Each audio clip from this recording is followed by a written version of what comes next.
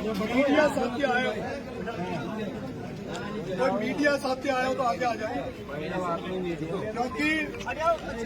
क्योंकि मेरा ये प्लान था कि मैं रिहा होते ही पीसी प्रेस कॉन्फ्रेंस 12 में 3 बजे करता, लेकिन जिस तरह की आपने ताकत बना रखी है, जिस तरह के हुजूम आप मेरे साथ चल रहे हो, उससे प्रशासन को ये लगता है कि कहीं दोबारा से अशांति नहीं हो जाए। तो प्रशासन ने मेरे से आग्रह किया और मैंने भी उनसे कमिटमेंट किया है कि मैं पीसी जो 3 बजे 12 में होने वाली थी उसको कैंसिल करता हूं और गांधी जी की मूर्ति पे माला पहनाकर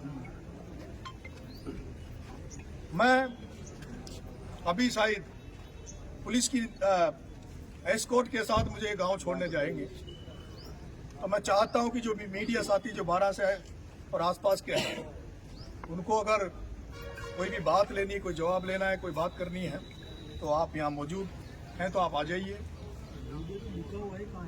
नहीं है फालतू बात नहीं। साथियों,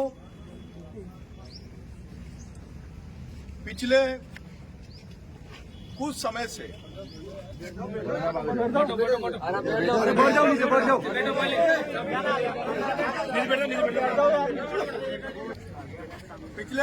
से हम हाड़ौती की जनता जनार्दन के बीच में काम कर रहे हैं, किसानों के बीच में काम कर रहे हैं और युवा साथियों को जगाने का प्रयास कर रहे हैं। और इस प्रयास के दौरान हमने कुछ ऐसे कदम उठाए जो हमें नहीं उठाने चाहिए थे। कुछ हमने ऐसे स्टेटमेंट जारी किए जो हमें और जिस परिवार में हम पैदा हुए उस परिवार के हिसाब से ये शोभा नहीं देता कि वो स्टेटमेंट हमारे मुंह से निकले।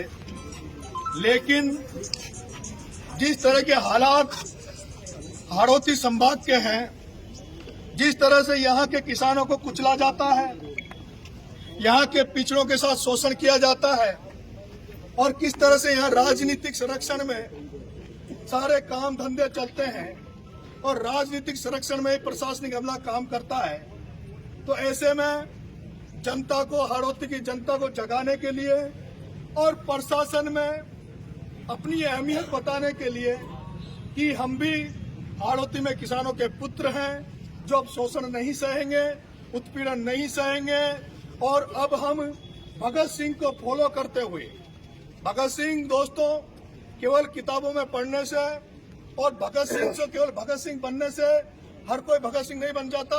भगत सिंह को मैं बहुत पढ़ा है, बहुत सुना है मैंने, और भगत सिंह ने जो हमें प्रेरणा दी, भगत सिंह ने हमें प्रेरणा ये दी कि अपनों के लिए, कमजोर वर्गों के लिए, पिछड़ों के लिए, शोषितों के लिए जितनी भी कुर्बानी हम दे सके, जितना भी बलिदान हम दे सके, उतना बलिदान हमें देना चाहिए।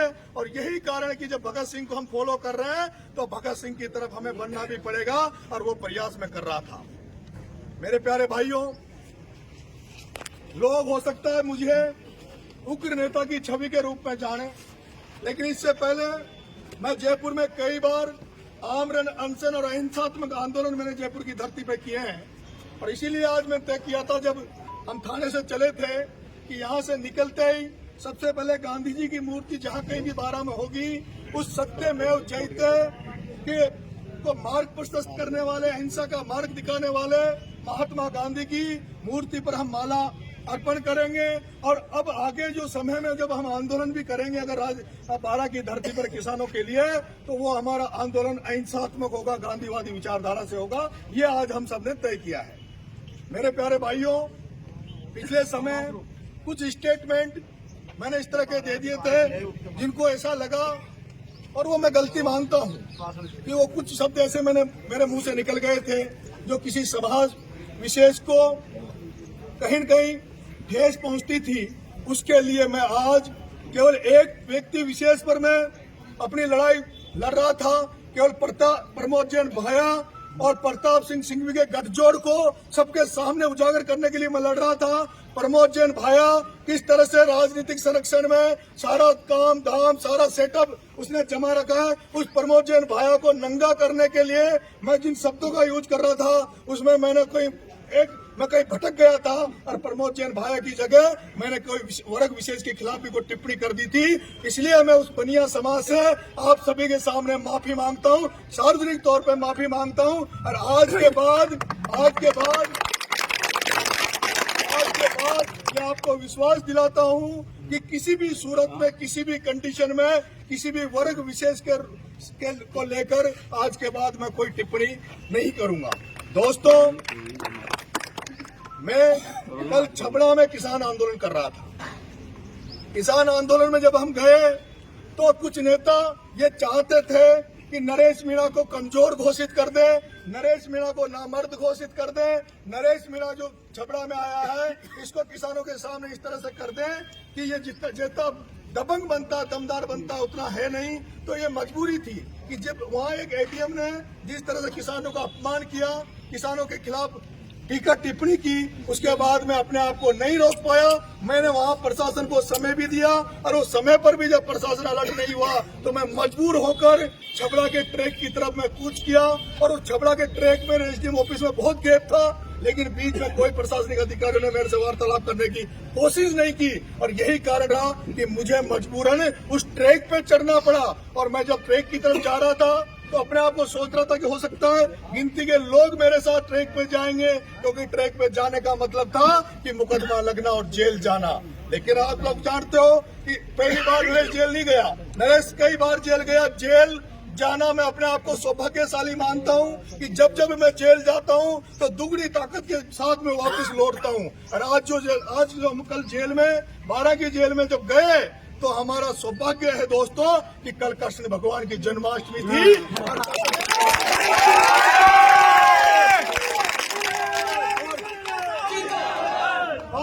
और कृष्ण भगवान का जन्म भी आप सब जानते हो कि जेल के अंदर हुआ है। और जेल के अंदर जब कृष्ण भगवान का जन्म हुआ तो उन्होंने भी उनके जो कंस मामा थे, जो कंस मामा के अनाचार अत्याचार के खिलाफ कृष्ण भगवान ने भी कंस मामा को मार दिया था, कंस मामा को हत्या कर दी थी।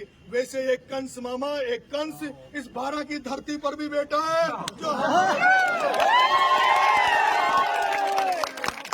पर अत्याचार करते हैं। तो उस कंस का खात्मा करने के लिए, उस कंस का खात्मा करने के लिए कृष्ण भगवान की जन्माष्टमी पर उसी जेल में कृष्ण भगवान से आशीर्वाद लेके आपका भाई फिर से सड़कों पर आया है।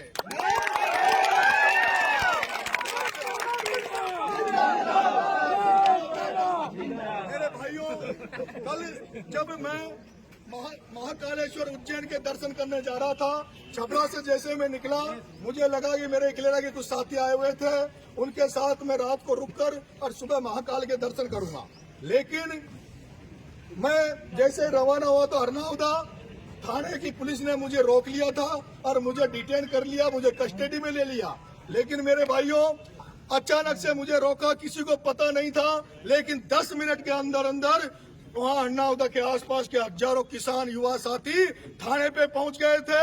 और आप को शायद ये अखबार में खबर नहीं छपी है, लेकिन ये सत्यता है कि पुलिस ने वहाँ हवा में फायरिंग करनी पड़ी, पुलिस को गोलियां चलानी पड़ी, तब जाके वो पब्लिक वहां से हटी।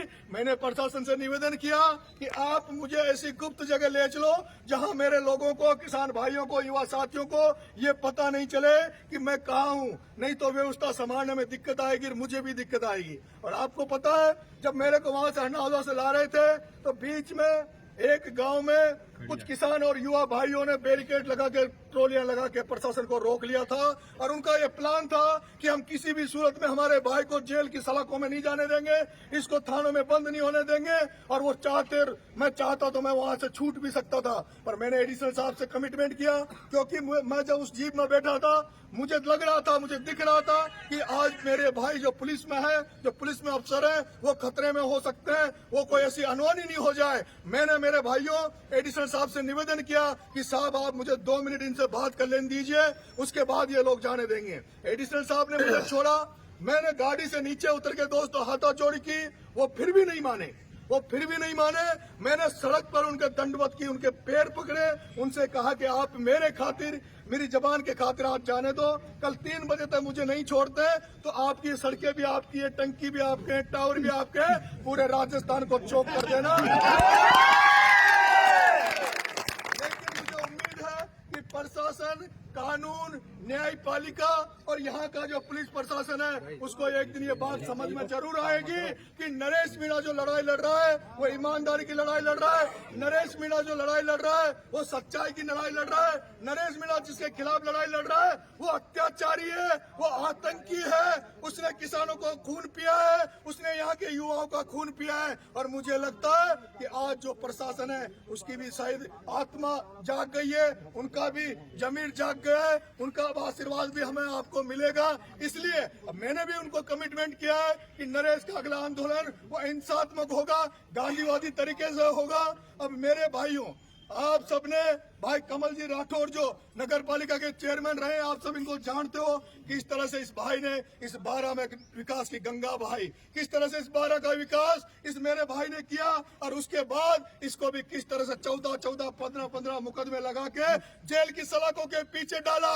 लेकिन ये भाई भी नरेश की तरह डरा नहीं, नरेश की तरह झुका नहीं। और आज भी जब आप सबको जरूरत पड़ी तो कमल राठौर आपके साथ खड़ा मिला।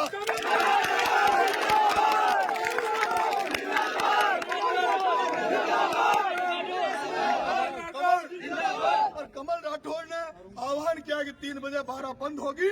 और उस बारा के जो बंद का जब कमल राठौर ने आह्वान किया तो मैं पूरे बारा की जनता का, पूरे बारा के व्यापारी वर्ग का, पूरे व्यापारी के हर वर्ग का, बारा के हर वर्ग का धन्यवाद देना चाहता हूं कि उन्होंने बंद के लिए पूरा इनको आश्वस्त किया, कहा कि जो व्यक्ति किसानों के लिए लड़ रहा है, जो व्यक्ति जनता जनार्दन के लिए लड़ रहा है, अगर उसके लिए हमें एक दिन दुकानें बंद करनी पड़े तो हम दुकानें बंद करेंगे। दोस्तों, इन सारी ताकतों को यहाँ का जो वकील परिवार है, जो अभिभाषक परिषद है, उन वकीलों ने भी आपके भाई को समर्थन दिया, उसके लिए मैं उन वकील भाइयों का भी धन्यवाद देना चाहता हूं। और मेरे भाइयों, मैं मीडिया को तहे दिल से धन्यवाद देना चाहता हूं, जिन्होंने आज उस राजस्थान पत्रिका को धन्यवाद देना चाहता हूं,